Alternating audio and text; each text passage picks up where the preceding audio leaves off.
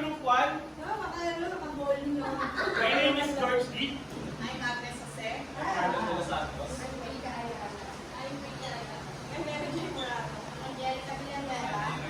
And today, we will bring you this appetizing knowledge about different types of speeches. So before we start, let's play a little game.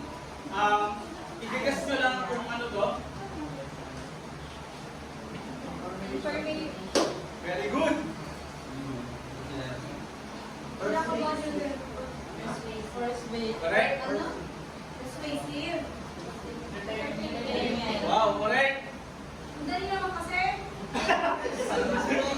Inspiration. Ayun. So, ayun yung mga itatakel na inspirational. Inspirational.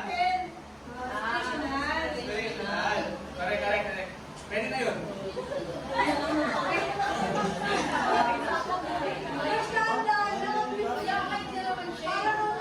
So, ito yung lesson objectives natin.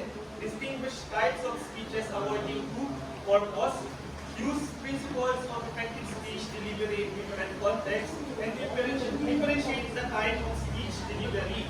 Identify the speech used in different situations. So, malalaman natin na kung ano yung mga difference ng mga types of speeches nito.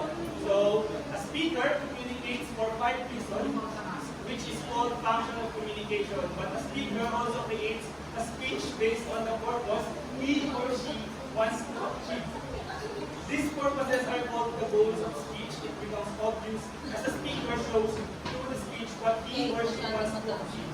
The speakers of the speech can make one thing change one's mind or smaller down. Sa pagtayo pa lang o pagtayo pa lang ng isang speaker, malalaman mo na yung kay Ma'am Ana. Amin na.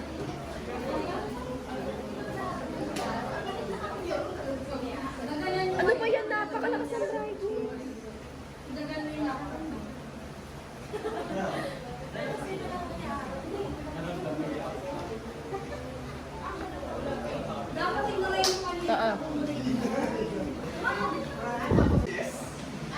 meron sino pitches ka?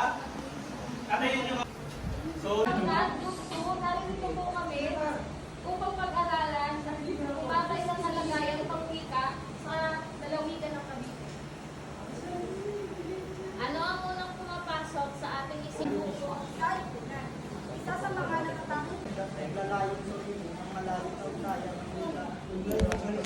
Ang mga tradisyon at paniniwala mula sa isang generasyon patungo sa susunod. At ang wika ay isang pangunahing daluyan ng kultura. Sa pamamagitan ng wika na isa sa Tagalog ginagamit sa pangkalahatang usapan, lalo na sa mga tauhan mula sa mababang antas ng lipunan.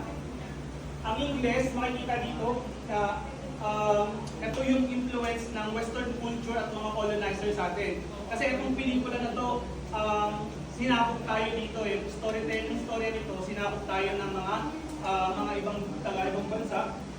At ayun ang isang simbolo ng influence ng